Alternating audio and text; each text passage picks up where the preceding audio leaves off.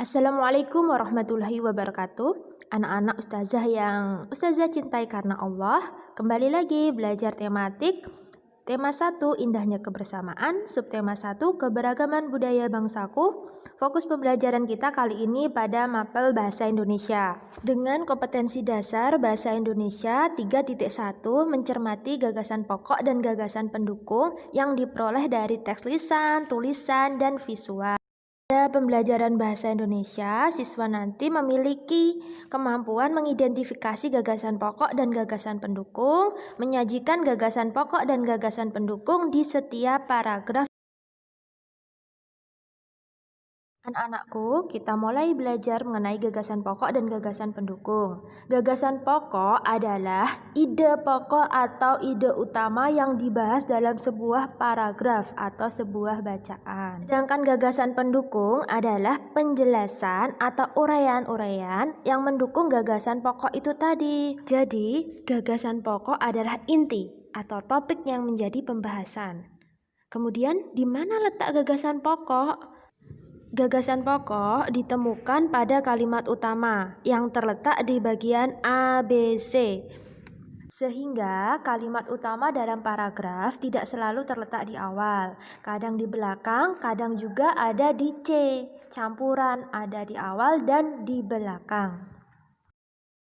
Kemudian, bagaimana caranya kita menemukan gagasan pokok? Pertama, bacalah atau dengarkan teks dengan seksama. Kedua, temukan kata kuncinya atau keywordnya, yaitu kata-kata yang sangat penting dalam bacaan tersebut.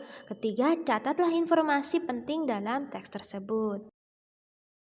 Di sini ada teks bacaan yang anak-anak harus simak sehingga dapat menemukan gagasan pokok dan pendukung dengan benar. Contoh paragrafnya. Upacara adat merupakan bagian dari adat istiadat sebuah suku. Ada bermacam-macam upacara adat di Indonesia. Ada upacara adat untuk perkawinan, mensyukuri hasil panen, atau acara keagamaan. Contoh upacara adat yang ada di Indonesia antara lain Peutron, Aneo, Utanoh, dan Sekaten. Dari contoh paragraf tersebut, kita dapat mengamati bahwa kalimat utama ada di awal paragraf dan diakhiri titik karena kalimat. Kemudian untuk gagasan pokoknya terletak pada kalimat utama tersebut, sedangkan gagasan pendukung terletak setelah kalimat utama, ditandai dengan pengulangan kata-kata upacara adat. Kemudian di situ juga dijelaskan macam-macam upacara adat dan kemudian contoh upacara adat. Di sini ada contoh lagi dari ustazah, paragraf kedua. Batik. Batik merupakan kain tradisional Indonesia. Kain batik dihasilkan dengan cara dilukis atau dicetak menggunakan malam. Kain batik berasal dari Pulau Jawa. Seiring berkembangnya waktu, batik tidak hanya ada di Pulau Jawa. Beberapa daerah di luar Pulau Jawa juga menggunakan batik sebagai pakaian tradisional. Misalnya, batik Bali.